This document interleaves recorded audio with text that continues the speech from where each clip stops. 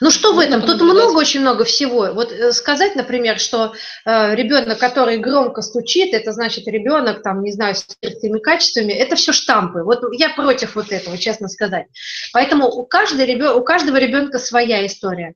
Вот. Но вы можете, опять же, понаблюдать и посмотреть, вот для чего он стучит. Он внимание к себе привлекает, или, не знаю, просто вот исследует, или что с ним происходит, или это просто терапия, потому что он настолько боязливый, знаете, вот такая вот запросто, ведь такой может быть такая модель, что ребенок в детском саду, ему страшно там, ему там некомфортно, и он все время зажатый, да, приходит домой, он начинает стучать просто для того, чтобы расслабиться, почувствовать себя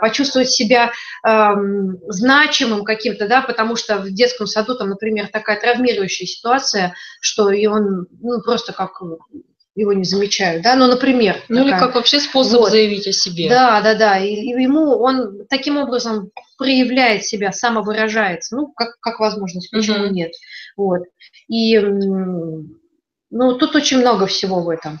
Вот